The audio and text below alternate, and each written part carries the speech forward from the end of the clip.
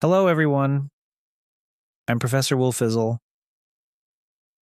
Welcome to day 23. We have looked at the mountains and the rivers, but today we look at the wonders that humans build from nothing. Today we explore the deep, shimmering logic of creativity. To create is to bring order to chaos. It is to turn an invisible spark into something we can see, touch, and feel. To understand art is to master the logic of expression. Let us explore the building blocks of the imagination together.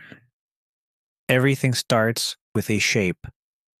The geometry of our world is precise. A circle has no end and represents eternity. A square is stable, balanced, and strong. And a triangle points toward the sky, full of direction. When we add depth, we find form, the cube, the sphere, and the pyramid, the structures of our reality. Then we add color, the silent language of emotion. Red is the color of energy, passion, and warning.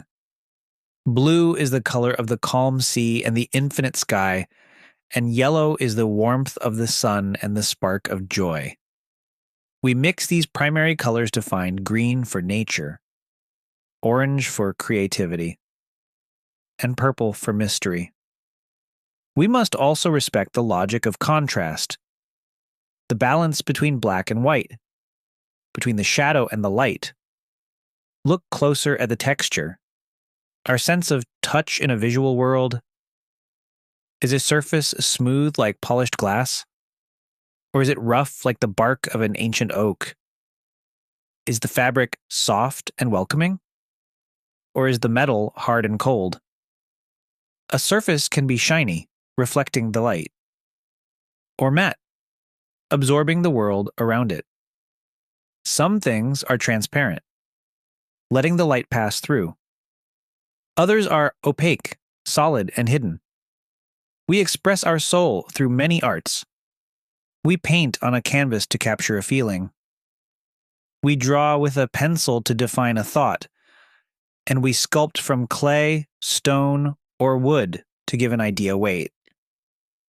We write stories and poetry to make the invisible visible, and we compose music, arranging notes, melodies, and rhythms to move the human heart. But creativity is also in how we present ourselves. In the logic of fashion, we choose our style.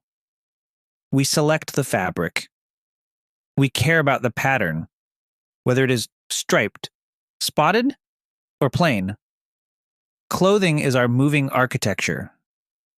It is how we tell the world who we are without saying a word. In our daily lives, we see the logic of design.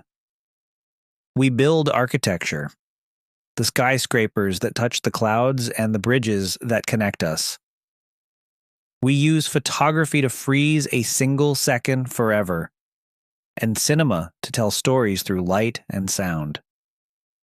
Today, we even create in the digital world, using pixels and code to build new realities. Consider the process. It begins with an inspiration, a sudden spark in the dark. Then comes the sketch, the first rough plan. We practice, we fail, and we improve until we reach perfection, or at least until the work is finished. Every artist needs tools, the brush, the chisel, the camera, or the pen. A piece of art can be beautiful, or it can be provocative. It can be simple and minimal, or incredibly complex and detailed. It can be modern or ancient, but it always has a meaning, a bridge from one mind to another. Creativity is the logic of the human spirit.